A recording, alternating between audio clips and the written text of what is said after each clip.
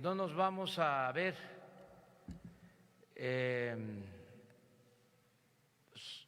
por las mañanas como lo hemos venido haciendo. Va a haber solo una conferencia a la semana, un día a la semana, los miércoles a las 10 de la mañana.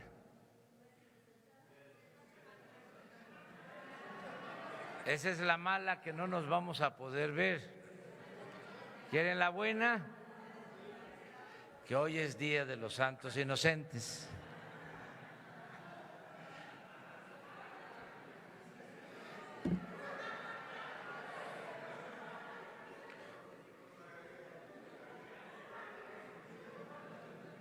Ya no podríamos acostumbrarnos a estarnos viendo, era mala noticia. Bueno, comentarles, sí, que nos vamos a ver hasta el día 2, esa es buena noticia. No vamos a tener encuentros mañana por ser sábado, domingo, tampoco el lunes, que tengo que asistir a la toma de posición del nuevo gobernador de Tabasco, de modo que el martes estamos aquí, temprano, como siempre. Ahora vamos a informarles sobre la cooperación que estamos recibiendo tanto del gobierno de Canadá como del gobierno de Estados Unidos para la investigación sobre la caída, el desplome del helicóptero en Puebla, estos lamentables hechos. Si se acuerdan, hablamos de recurrir a una instancia independiente, autónoma, especializada, a un grupo extranjero para tener un dictamen sobre las causas de este lamentable hecho, y ya se tiene información que el ingeniero Javier Jiménez Espriu les va a dar a conocer en este instante. Con su permiso, señor presidente, de conformidad con las instrucciones que recibimos del señor presidente de la República, todo lo que tiene que ver con este lamentable acontecimiento será dado a conocer sin ninguna modificación, sin reparo alguno, para que haya una transparencia absoluta sobre las investigaciones. Se recurrió entonces a las instancias importantes internacionales sobre seguridad del transporte aéreo y solicitamos la participación de la Comisión de Seguridad en el Transporte, tanto de los Estados Unidos como del Canadá. Lo hicimos también con la Comunidad Europea. Por las circunstancias del gobierno norteamericano, que está cerrado el gobierno en términos legales, como se dice, hubo alguna dificultad para contactarlos y fue hasta anoche que nos dijeron que habían hecho una excepción ante la solicitud de la Cancillería mexicana para apoyar la solicitud que habíamos hecho. Sin embargo, los canadienses de inmediato señalaron su disposición para apoyarnos en este caso y desplegaron ya un grupo que hoy iniciará los trabajos en el sitio, llegaron ayer, y ellos harán pues la recopilación de las pruebas del caso en una absoluta secrecía, en una posición de absoluto respeto a la libertad de investigación que tienen ellos para darnos un dictamen.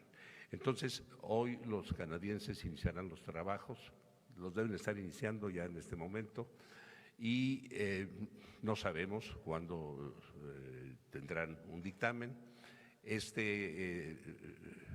proceso no es sencillo, van a ver el sitio, van a ver los restos del aparato que está ahí, tomarán las muestras que estimen pertinentes de los restos del helicóptero para llevarlos a los laboratorios internacionales en Canadá y procederán a las inspecciones del caso y a dar su dictamen, que no sabemos cuánto tiempo tomará. Les hemos solicitado pues hacerlo lo más expedito posible.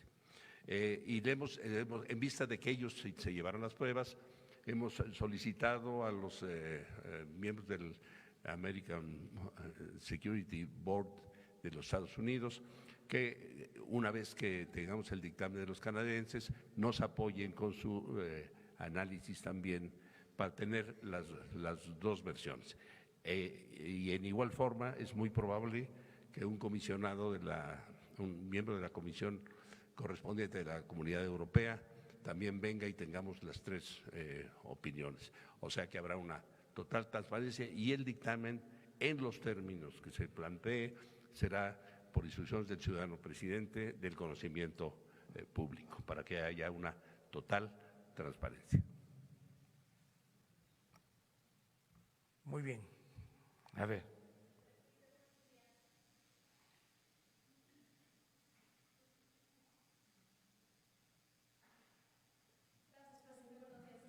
ADN 40. Hablando justamente de temas internacionales, hace algunos minutos el presidente de Estados Unidos, Donald Trump, lanza un tuit más advirtiendo que podría cerrarse por completo la frontera sur de México. ¿Qué implicaría para México que sucediera esto ante las medidas que ha tomado el presidente estadounidense en los últimos días con este cierre de gobierno por no tener los recursos para poder construir el muro completamente? Gracias. Bueno, como ustedes se han dado cuenta, nosotros hemos actuado con prudencia, de manera precavida, no hemos opinado sobre este tema, porque se trata de un asunto interno del gobierno de Estados Unidos, de dos posturas, y preferimos abstenernos. Además, estamos buscando mantener siempre una muy buena relación con el gobierno de Estados Unidos. No queremos ser imprudentes, no consideramos que debamos participar en este asunto, opinar sobre este asunto. Les comento como información complementaria que ahora que se solicitó la participación de la Agencia de Estados Unidos especializada en la revisión de estos accidentes, como el gobierno está parado, se les pidió que hicieran una excepción y contestaron positivamente. El secretario de Relaciones Exteriores le pidió al señor Pompeo, jefe del Departamento de Estado, que nos ayudaran para que, aún en la circunstancia en que se encuentra el gobierno, pudieran ayudarnos a participar en la elaboración de este dictamen. Y por eso es que ayer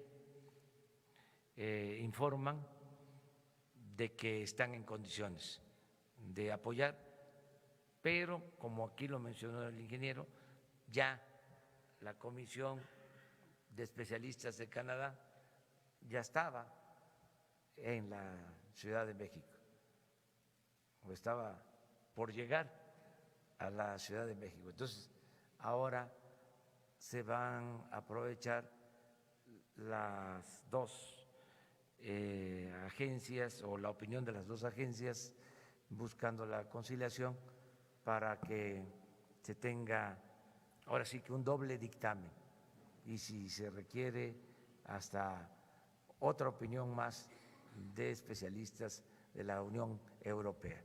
Pero todo esto se puede lograr si llevamos una buena relación con el gobierno de Estados Unidos, se hacen estas excepciones.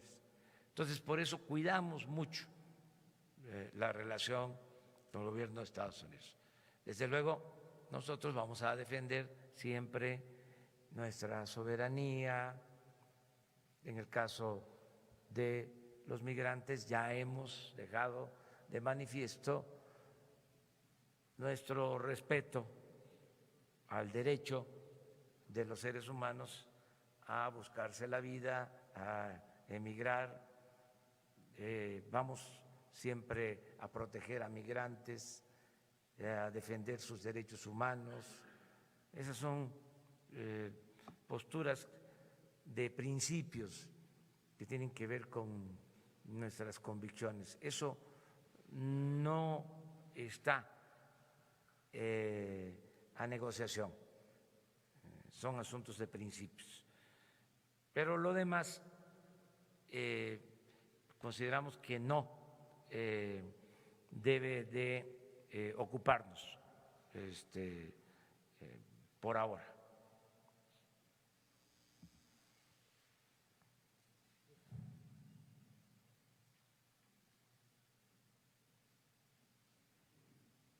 Gracias, buenos días, presidente, buenos días, secretario. Alejandro Lelo de la red de Grupo Cantón y Diario Basta. Preguntarle, presidente, si nos pudiera dar detalles, por favor, de qué habló la secretaria de Gobernación el viernes pasado con la entonces gobernadora de Puebla. En esta reunión me imagino que usted tiene algún reporte. ¿Cuáles fueron los detalles de la reunión y si se tocó concretamente el tema del combate al huachicoleo? Y también, si me permite el ingeniero Jiménez Espriu, preguntarle sobre los alcances de estos dictámenes, de estos peritajes. Si nos pudiera explicar un poco para quienes pues, no tenemos esa experiencia, esa especialidad de dictámenes, ¿qué van a hacer exactamente? Algo que pudiera ser muy coloquial para la gente y si estos dictámenes de alguna manera van a rebasar o van a también revisar el dictamen que hizo la Marina en que determinó que no había explosivos. Bueno, la conversación, plática, encuentro de la secretaria de Gobernación con la gobernadora de Puebla en ese tiempo, ¿podría la licenciada Olga Sánchez Cordero explicarles a ustedes en qué términos se dio esa plática? A mí me informó de que había tenido ese encuentro porque es el trabajo de la secretaria de Gobernación, tiene la relación con todos los gobiernos de los estados y la relación con el Poder Judicial y con el Poder Legislativo. Es la nueva función de la Secretaría de Gobernación, la relación con gobiernos estatales y con los otros poderes de la Unión. Entonces, ella podría informarles. Yo le voy a pedir que hable con ustedes y que les relate en qué términos fue esta conversación. Lo que sí puedo asegurarles es que ese tema de lo que comúnmente se llama el huachicol no lo trataron. Eso sí se los puedo comentar. Fue una relación, una plática de otro tipo, de otras características. Y aquí el ingeniero les contesta. La participación de estos grupos es para definir la causa del accidente. Es un dictamen estrictamente técnico que definirá por qué cayó el helicóptero. Para esto hacen un análisis del sitio para ver qué pasó con el sitio, para definir cómo cayó el helicóptero, y después se llevarán las partes para inspeccionar por qué se rompieron las partes, qué tienen las partes que planteen las posibilidades de la definición. Se están llevando también algunas computadoras que se logró encontrar, computadoras que traen la historia del vuelo en función de la turbina, por ejemplo, qué revoluciones iba, si se paró, si no se paró, todas estas cuestiones para saber cuál fue la causa del accidente. Es un dictamen estrictamente técnico que nos permitirá saber si hubo una falla en el helicóptero, si se cayó por una falla del piloto, o si hubo alguna cuestión adicional que pudiera causar eso. Ese es un examen estrictamente técnico lo que va a producirse.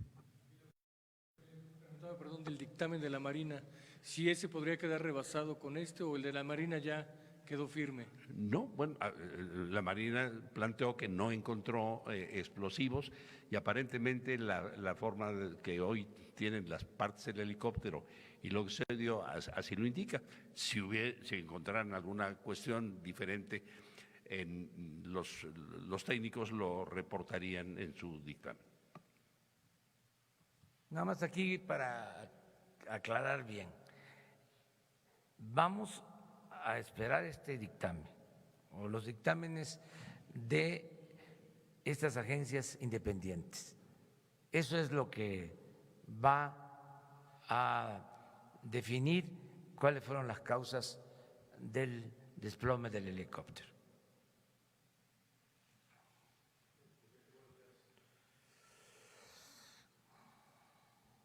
Eduardo García, Infocel Sentido Común. Una petición informativa aprovechando la presencia del secretario de Comunicaciones. Si nos podrían dar el análisis de los costos de los dos proyectos aeroportuarios que existían, el de Naim versus el de Santa Lucía, Ciudad de México, Toluca, porque usted asegura que hay un ahorro de 100,000 millones de pesos y hay quienes piensan que no es tanto por lo que ya se invirtió en el Naim. Entonces, si nos pueden dar el análisis de esos costos de estos dos proyectos, lo agradeceré. Y si hay un análisis de costo-beneficio de las dos alternativas, también sería muy pertinente para nuestros lectores. Y la pregunta para usted, regresando al tema de ayer, del robo de combustibles, van a afectar intereses muy poderosos y no sé si esto lo ha hecho o lo hará usted, replantearse el asunto de su seguridad personal y el de sus colaboradores. Son 60,000 millones de pesos al año, le van a dar un duro golpe a un negocio ilícito.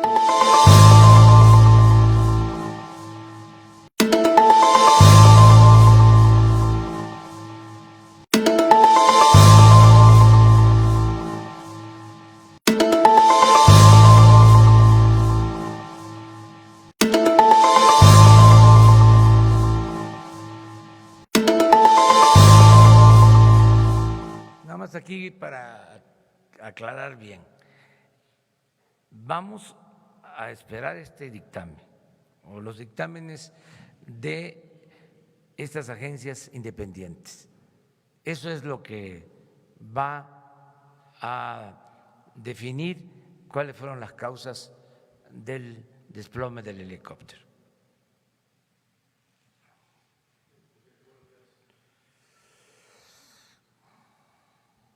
Eduardo García, Infocel Sentido Común. Una petición informativa aprovechando la presencia del secretario de Comunicaciones.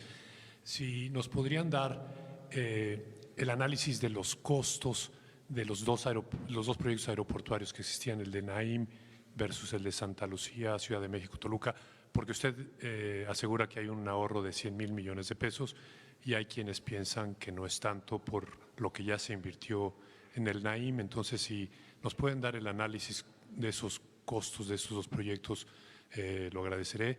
Y si hay un análisis de costo-beneficio de las dos alternativas, también sería muy pertinente para nuestros lectores. Y la pregunta para usted, regresando al tema de ayer, del robo de combustibles, van a afectar intereses muy poderosos y no sé si esto lo ha hecho o lo hará usted replantearse el asunto de su seguridad personal y el de sus colaboradores. Son 60,000 millones de pesos al año, le van a dar un duro golpe a un negocio ilícito que podría generar, como dicen en la física, una reacción en la misma proporción pero en sentido contrario, y quería saber si esto no lo ha llevado a replantear este asunto de su seguridad personal. Bueno, acerca de los costos sobre el aeropuerto, yo sostengo y tengo elementos para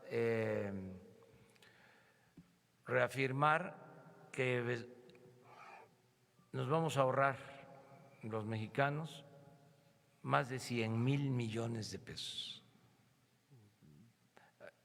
al tomar la decisión de construir las dos pistas nuevas en Santa Lucía, que vamos a tener, repito, en 3 años 5 pistas, las dos actuales del Aeropuerto Internacional Benito Juárez de la Ciudad de México y 3 pistas en Santa Lucía.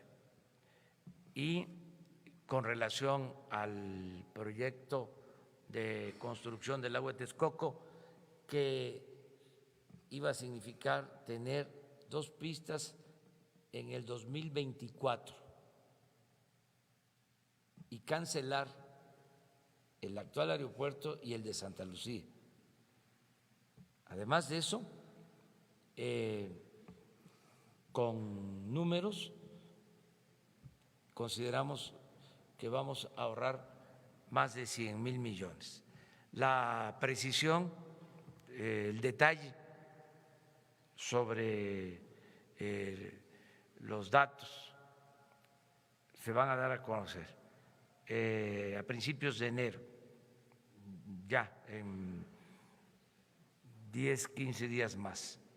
Estamos afinando nada más el proyecto de Santa Lucía, ya se tiene avanzado, incluso queremos, se los informé, lanzar convocatorias, licitaciones de construcción y estar a más tardar en febrero o marzo ya trabajando con maquinaria pesada en la construcción de las pistas en Santa Lucía, porque no vamos a perder tiempo. Acerca de la seguridad ya les he dicho, vamos a continuar de la misma manera, no le hacemos mal a nadie. El que lucha por la justicia no tiene nada que temer y nosotros tenemos una encomienda de los ciudadanos que es el que se acabe la corrupción y la vamos a cumplir. Y como decía Juárez, nada por la fuerza, todo por la razón y el derecho. Y tenemos que ir convenciendo. Van a decir que somos ingenuos. No, somos idealistas y pensamos que el ser humano es bueno por naturaleza, que son las circunstancias los que llevan a algunas personas a tomar el camino de las conductas antisociales. Pero ahora hay otras circunstancias en el país y la consigna es, el llamado es el lema es todos aportarnos bien, todos aportarnos bien. Es la nueva etapa. Entonces, por eso no vamos a cambiar en nada, vamos a seguir igual. Nosotros respetamos a nuestros semejantes y estoy seguro que nuestros semejantes nos van a respetar a nosotros.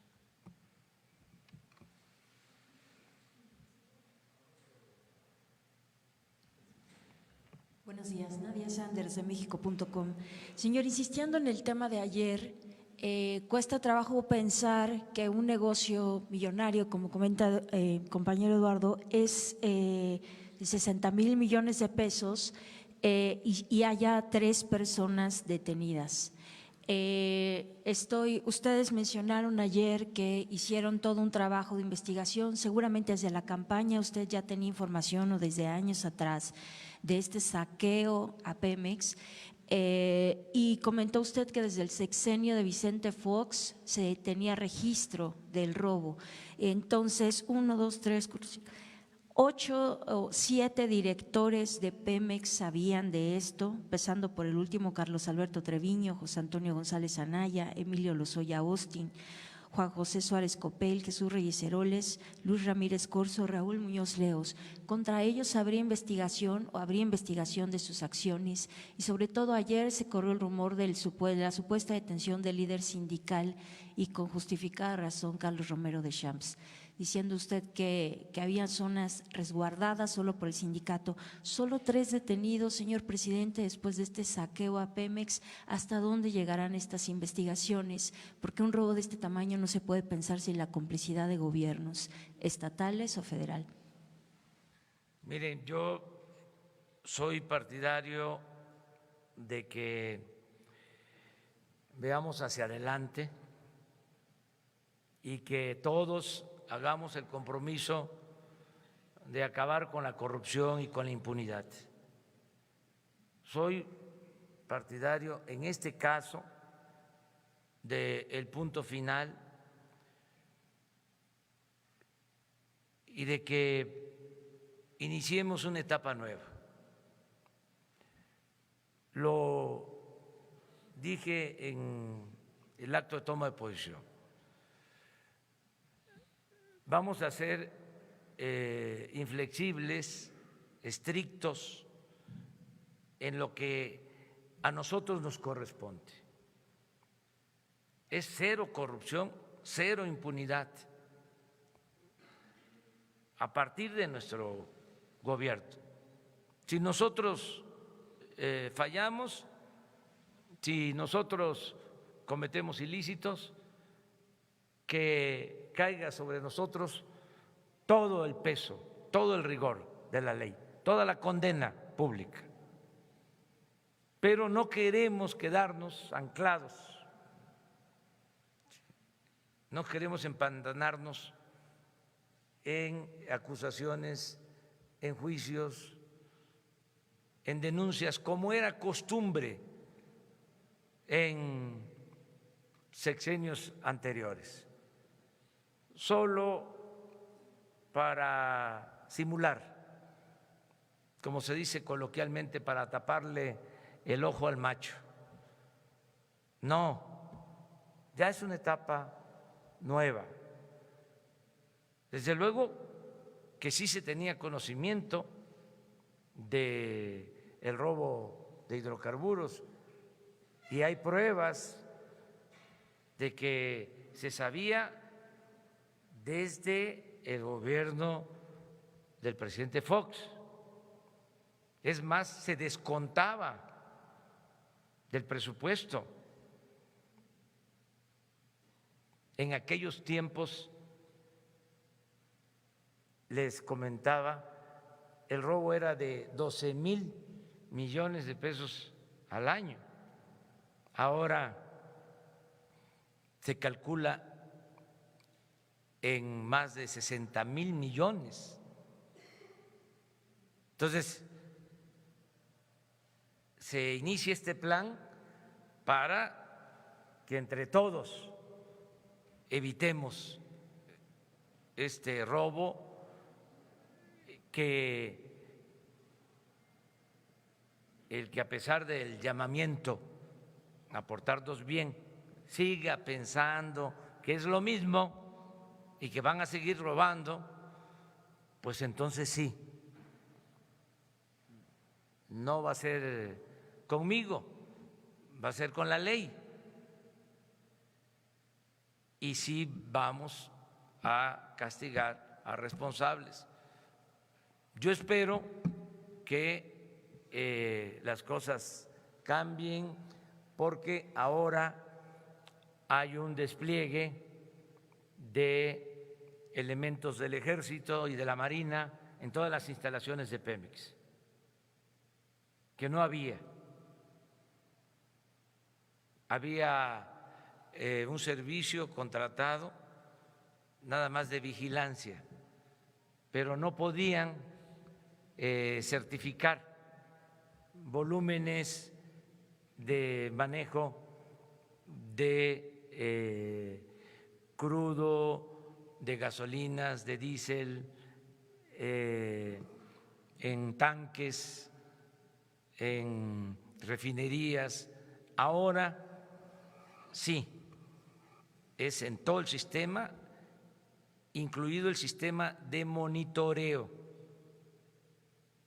de ductos.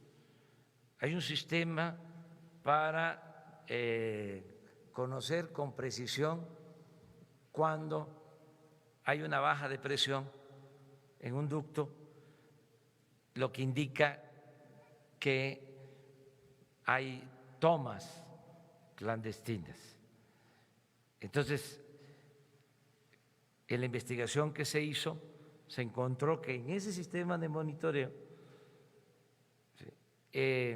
no se actuaba con rectitud.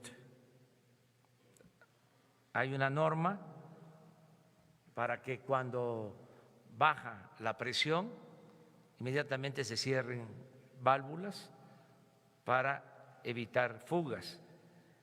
Y bajaba la presión mucho más de lo establecido y sin embargo no se cerraban las válvulas. Esto desde el sistema de monitoreo. Entonces, ese sistema ya con técnicos especializados está intervenido, ¿sí?, como las instalaciones de acuerdo al plan que se les presentó el día de ayer. Entonces, no va a haber omisiones. Estaba pasando esto muy lamentable y estamos actuando para evitar ya el robo. Se acabó la corrupción. Eso es lo que puedo comentarles. Imagínense que se robaban en promedio 600 pipas de 15,000 litros cada pipa. Y habían días de más de 1,000 pipas. Estamos hablando de una organización, de otra empresa, de un Pemex pirata, dual, toda una organización. Era imposible. Yo tenía pensado incluso esperarnos por estos acontecimientos lamentables de Puebla, pero ya no aguantaba. No podía yo estar con una información de esas características sin transmitirlo a la gente, a sabiendas de que la mayor parte de los mexicanos no tenía una idea clara del monto de lo robado. Sí se hablaba del huachicol, incluso hay la hipótesis de que era una cortina de humo lo del huachicol, lo de la ordeña de los ductos. porque el robo de combustible se fraguaba desde el interior de la empresa, es decir, se permitía desde el interior de la empresa. Se sostiene en hipótesis que del robo de hidrocarburos solo el 20% se da fuera y el 80% adentro. Entonces, por eso la intervención en Pemex para evitar este robo, estos ilícitos. Eso es lo que puedo comentarles. Y así también, adelanto, vamos a actuar en el caso de las facturas falsas, de la doble facturación. Es también una gran evasión fiscal. Yo tengo confianza de que nuestro país va a salir adelante, vamos a sacar a nuestro querido México adelante, va a haber progreso con justicia, porque vamos a terminar con la corrupción, dando el ejemplo. ¿Qué es lo que sucedía? De que si los de arriba se dedicaban a hacer negocios al amparo del poder público, se dedicaban a la corrupción, pues los intermedios y los de abajo hacían lo mismo. Hay hasta un sentir abajo, en el caso del huachicol, que por qué no lo hacen ellos si los de arriba se dedicaban a saquear, a robar. Pues eso se termina. Entonces no va a haber huachicol ni arriba ni abajo, y todos aportarnos bien.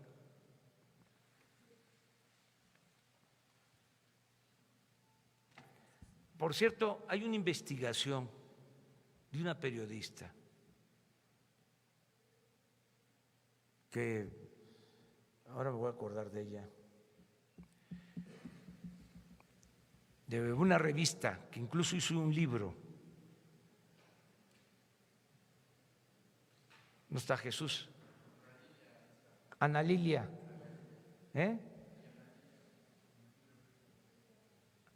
Sí, en homenaje también a ella, mencionarla, que de las investigaciones serias sobre estos temas, porque no quiere decir que no se haya tratado el asunto. Compañeras, compañeros de ustedes ya habían hablado de esto, y esa investigación es profesional. O sea, Ana Lilia Pérez Mendoza. Sí, la revista es Contralínea. Muy bien. Pregúntale, ayer Lorenzo Córdoba, el consejero presidente del INE, decía que el recorte presupuestal, bueno, que ellos no fueron consultados respecto al impacto que el recorte presupuestal tendría para ellos en sus operaciones y que pondría en riesgo la organización de las elecciones. Preguntarle si habría como algún diálogo respecto con el instituto al respecto de esto, y también mencionaba que el presupuesto destinado a los partidos políticos de casi 5,000 millones de pesos no fue tocado. Preguntarle también si invitaría a los partidos políticos a sumarse a la austeridad y a regresar quizás parte del financiamiento que van a recibir. Gracias. Le comento al presidente del INE que soy su aliado y le voy a apoyar, desde luego, de acuerdo a mis posibilidades, a mis límites, porque yo no tengo un poder absoluto ni quiero tenerlo. Pero sí, en mi opinión, le apoyo al presidente del INE, porque reitero el llamado a los partidos para que devuelvan, regresen o no reciban la mitad de sus prerrogativas. Si son 5,000 millones, ahí hay 2.500 millones de ahorro. Vamos a ver qué responden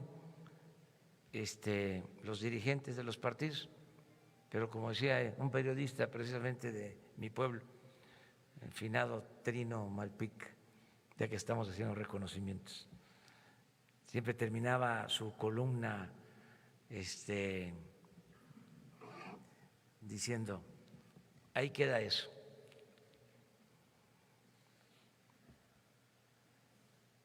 Vamos a la tercera fila, ¿no? Esta es la segunda. Es la segunda. Presidente, hacer hincapié en el asunto de las gasolinas. Usted comenta el asunto de las facturas falsas.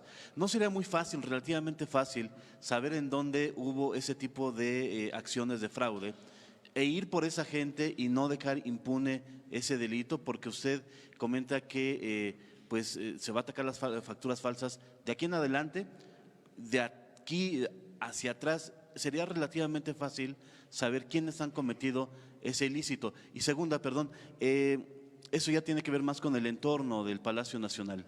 En los últimos días ha habido un incremento en el comercio informal. No sé si este fenómeno usted lo ha observado, le ha llamado la atención, ha hablado de ello con la jefa de gobierno, porque es hasta enfrente, en fachada, ya hay comercio en las esquinas de Palacio Nacional. Saber si ha tocado ese tema y si hay alguna acción para despejar en el entorno, porque están, de hecho, debajo del despacho presidencial, algunos trabajando en la vía pública que no están autorizados.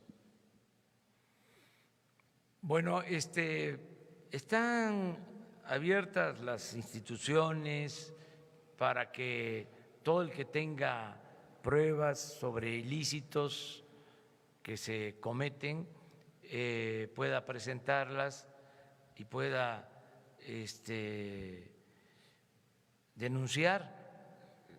Nosotros no nos oponemos a eso, incluso no se va a detener ninguna investigación, todo lo que esté en curso se atiende y los ciudadanos tienen ese derecho de expresarlo, de manifestarlo, incluso el gobierno, eso está abierto. Lo que yo estoy planteando tiene que ver con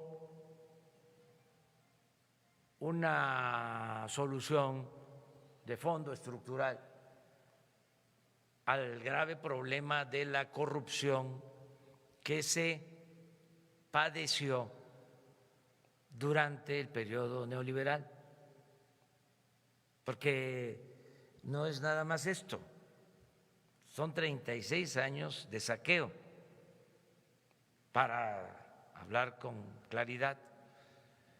Entonces tenemos que resolverlo los mexicanos, pero no solo enjuiciando archivos expiatorios, porque esta corrupción se dio de arriba hacia abajo, si no sería simular y seguir en lo mismo.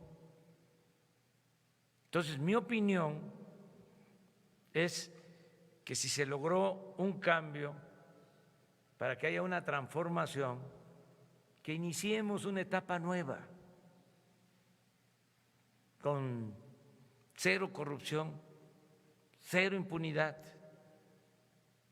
y que no nos quedemos en el resentimiento y en los mismos métodos de siempre, de buscar legitimidad de esa manera. Hay que romper el molde con que se hacía la vieja política y hay que hacer un nuevo molde, una nueva forma de hacer política. Es cambio de régimen, no cambio de gobierno. Y eso es lo que buscamos. Acerca de los comerciantes en vía pública, pues ese es un asunto del gobierno de la ciudad. Nosotros estamos trabajando bien aquí, pero desde luego que ustedes lo observan porque pues también llegan a tiempo, ¿sí? Y llegan a pie, sí. Pues yo entro y salgo también sin problema, pero sí seguramente la jefa de gobierno lo va a atender este asunto.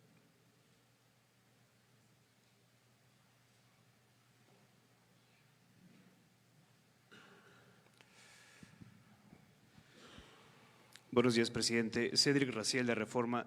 Yo le quisiera preguntar por una nota que publicamos hoy acerca de la intención de su gobierno de que el ejército funja como constructor de algunas de las principales obras de su administración, como las 2 pistas de Santa Lucía y especialmente el desarrollo inmobiliario en Santa Fe. Nosotros nos basamos en un reporte de la Auditoría Superior que cuestiona el hecho de que algunas dependencias le han adjudicado directamente al ejército obras inmobiliarias, argumentando temas de seguridad nacional, como el Consejo de la Judicatura o el SAT, y que el ejército no ha entregado los resultados más óptimos en comprobación de recursos, por ejemplo. Y también tomando en cuenta que el artículo 29 de la Ley de la Administración Pública Federal le atribuye al ejército solamente facultades de construcción de instalaciones militares, no necesariamente, no de hecho, digamos, particulares, digamos, como en este caso un desarrollo inmobiliario.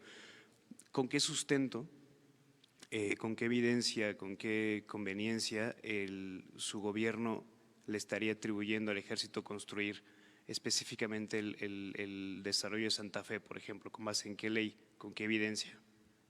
Gracias. Bueno, en los 2 casos quiero informarles o subrayar que se trata de predios de la Secretaría de la Defensa.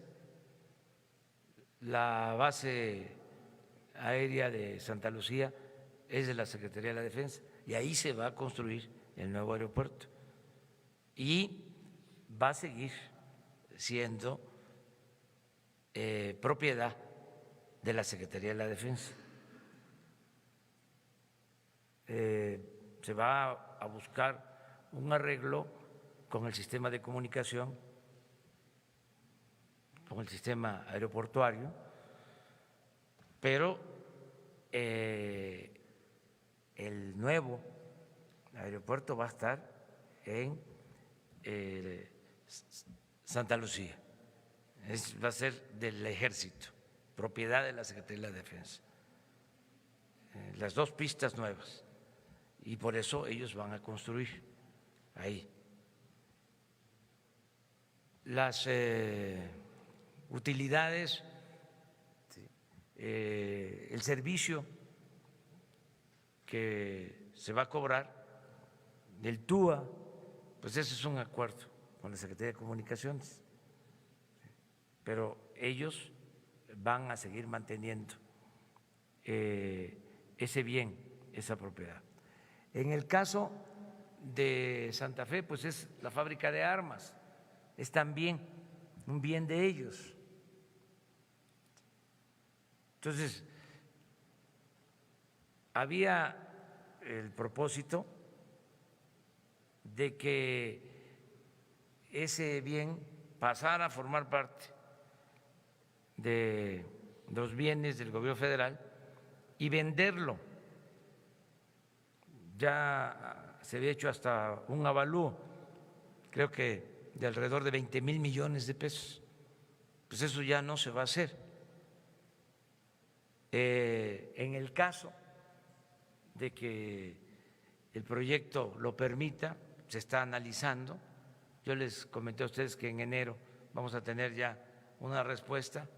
Las áreas impactadas de ese terreno, donde estaban y sigue estando algunas fábricas de armas que puedan utilizarse, ¿sí?, con una densidad que no perjudique el medio ambiente. Les hablaba yo de que el terreno tiene disponible 100 hectáreas, porque en total son 150, pero hay ya unidades habitacionales del Ejército y otras instalaciones. De las 100 hectáreas que se van a liberar, cuando mucho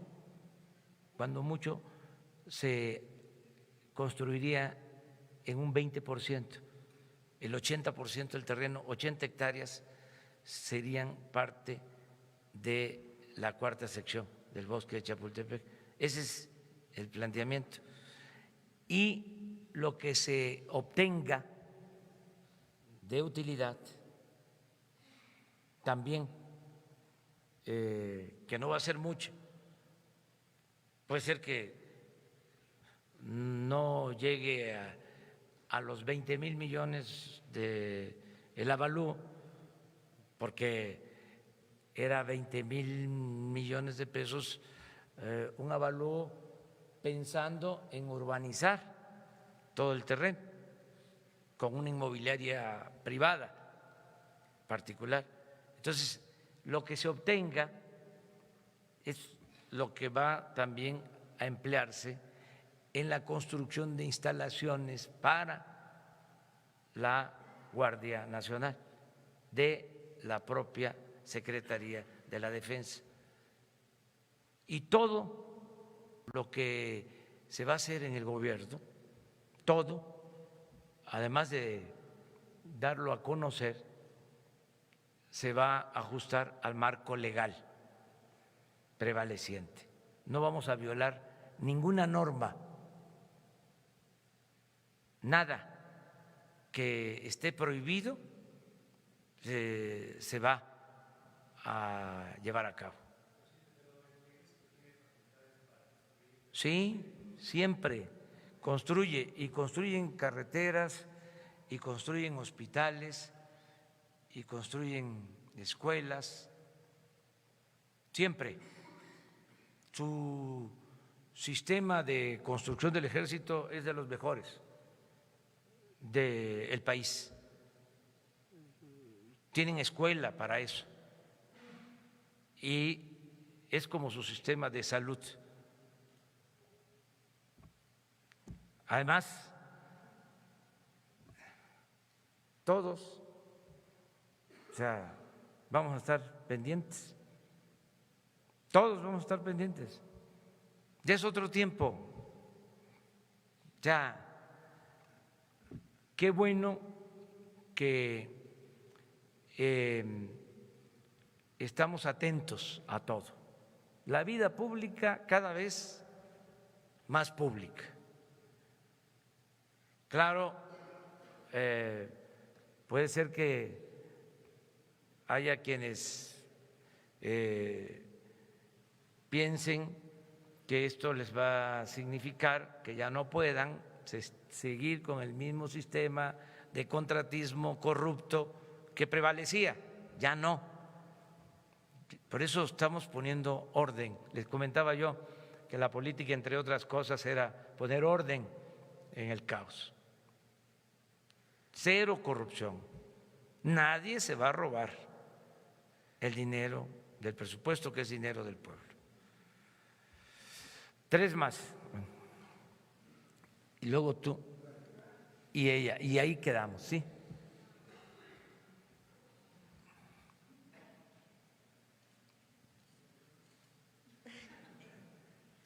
Buenos días, presidente. En lo que dice del punto final y una etapa nueva, pareciera que el mensaje es que no van a ir por exdirectores de Pemex, a pesar de que hubo permisión al interior de Petróleos Mexicanos y que a final de cuentas el conjunto era responsabilidad de ellos, es decir, que quienes se enriquecieron de manera ilícita y amasaron grandes fortunas podrán tener una vida tranquila de aquí en adelante, y el mensaje es que sus actos y sus acciones no tendrán consecuencia. ¿Eso no cree que no tendría muy contenta a la gente? Sí, ¿por qué no esperamos a que se reforme el artículo 35 de la Constitución para lo de las consultas. Acuérdense que yo planteé que tenía yo una opinión que con toda franqueza di a conocer y que estoy repitiendo, pero que la última palabra siempre le iban a tener los ciudadanos. Entonces, vamos a esperar a que se puedan hacer las consultas.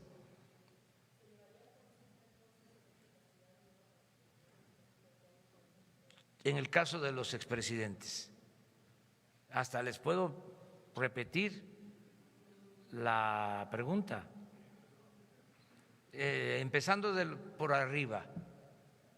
O sea, es que si no, sigue la simulación,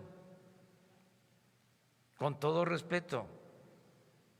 O sea, es nota, nada más. Y se callan cuando se trata de los machuchones.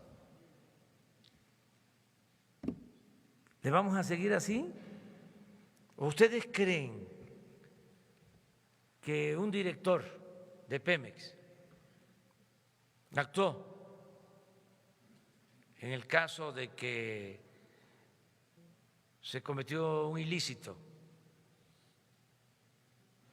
por su cuenta?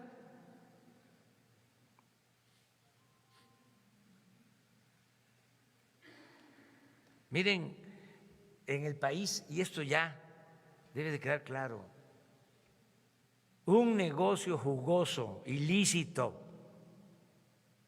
siempre lleva el visto bueno del presidente. Lo mismo en los estados. Ya basta de hipocresía. ¿Para qué echarle la culpa nada más al de obras públicas?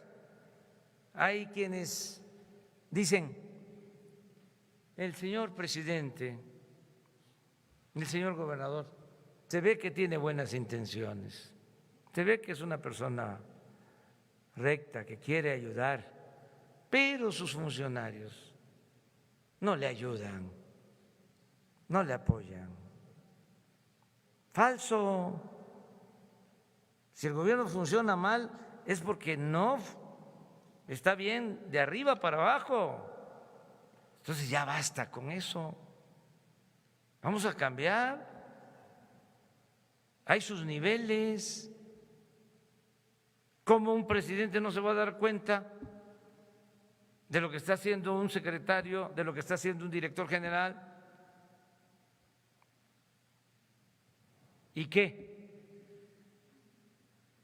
¿Vamos a seguirles el juego de estar solo exhibiendo, supuestamente castigando, combatiendo la corrupción con chivos expiatorios, que es lo que se ha hecho en todo el periodo neoliberal, siempre y de manera pronunciada en el periodo neoliberal, puros chivos expiatorios, y se han dedicado a saquear desde arriba. La corrupción en nuestro país era parte del sistema. El gobierno funcionaba a partir de la corrupción. El gobierno era un facilitador de la corrupción. Era su función principal, facilitar el saqueo, facilitar el que unos cuantos se quedaran con bienes del pueblo, de la nación. Eso se terminó. Entonces, de todas maneras, vamos a ver qué opina la gente, qué nos dicen cuando tengamos la reforma al artículo 35.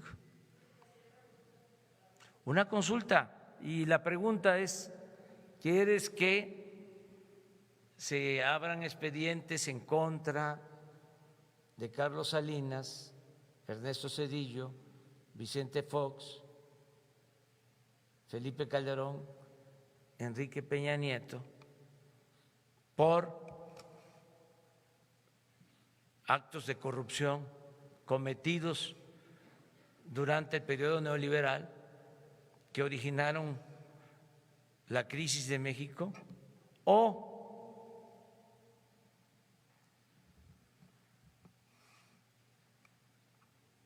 estás de acuerdo, como lo sostiene el actual presidente, de que se ponga punto final y que iniciemos una etapa nueva sin corrupción y sin impunidad? ¿Sí o no? Algo así. Yo voy a defender el punto de que veamos hacia adelante. Yo voy a defender el punto y voy a dar mis argumentos del por qué no debemos empantanarnos en esas denuncias. Además tengo autoridad moral porque cuando fui opositor presenté denuncias en contra de todos ellos. Como dicen los abogados, en tiempo y forma. Claro que se fueron al archivo, a la congeladora, pero las presenté. Es que si, por ejemplo, dice la gente que sí, pues es cosa de revivirlas, ahí están. Entonces ya no me corresponde a mí, es a la autoridad. Pero que la gente lo decida. A mí me molesta mucho la hipocresía de quienes callan como momias cuando se trata de los de arriba y gritan como pregoneros cuando se trata de acusar a los de abajo. Ya basta de eso. Hay que limpiar el gobierno de corrupción de arriba para abajo. Ese es mi punto de vista. Bueno, ahí ya vamos, terminamos.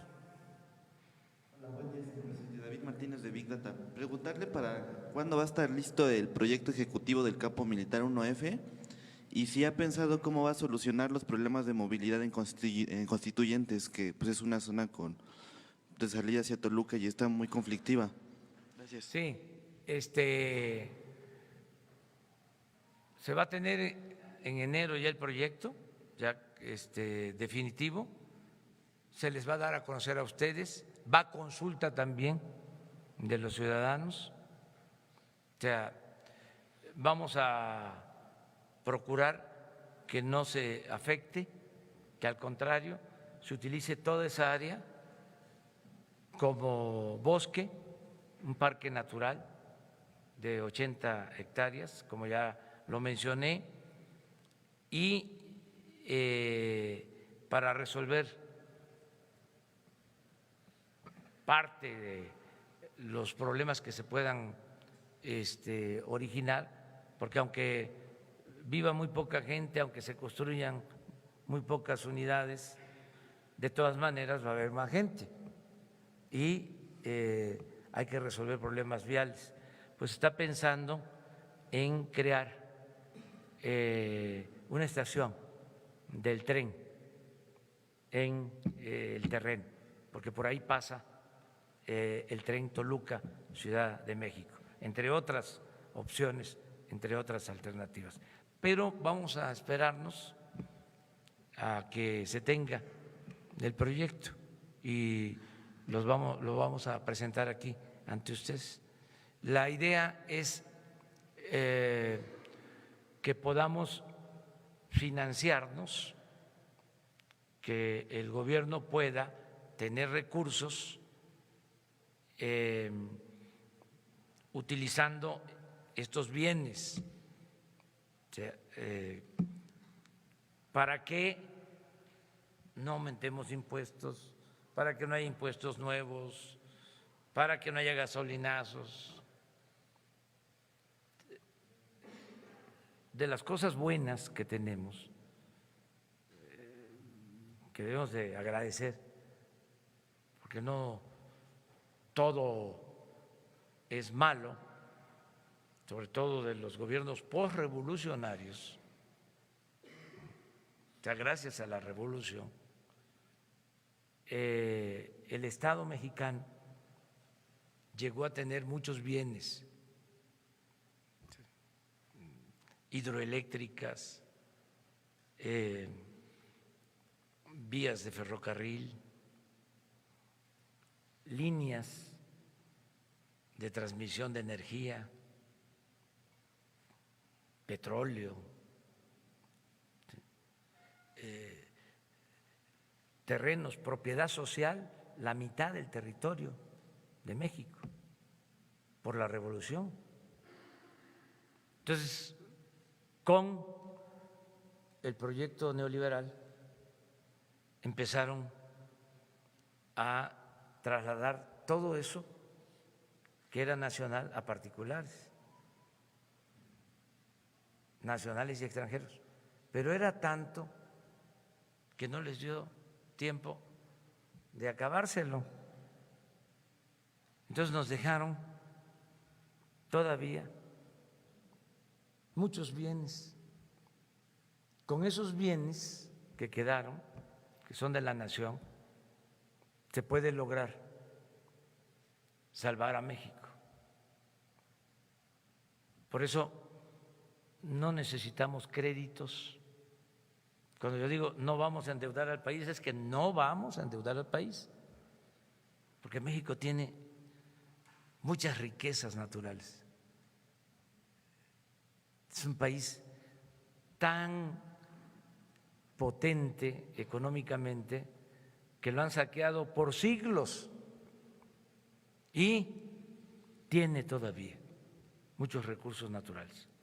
Ahora, por ejemplo, que vinieron los del gobierno de Canadá y que vamos a establecer un convenio, es para rehabilitar 60 hidroeléctricas. Imagínense lo que se construyó en los tiempos posteriores a la revolución, de los años 30 hasta los 80, 60 hidroeléctricas. ¿Cuántas hidroeléctricas se han construido en el periodo neoliberal? 5. Cuando mucho 10. Crecíamos a tasas del 6% anual en todo el periodo posrevolucionario, en el periodo neoliberal, 2% anual. Fue un fracaso, un engaño. Entonces, ahora, con estos bienes, cuidándolos, no privatizándolos, porque les decía, las utilidades de la fábrica, de los terrenos de la fábrica de armas, es para construir instalaciones que no hay para la Guardia Nacional, para la seguridad pública. Es una concepción completamente distinta. Imagínense, no se sabía de que el actual aeropuerto tiene 600 hectáreas y el de Santa Lucía tiene 3,000. Entonces, ¿por qué no pensaron desde el principio en Santa Lucía?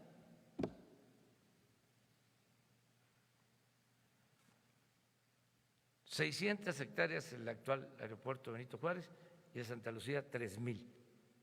que no se podía resolver desde el principio ahí el problema. Hay constancia. Un día les voy a traer la prueba, que desde hace 25 años se propuso ampliar el aeropuerto de la Ciudad de México en Santa Lucía. Les voy a traer la prueba.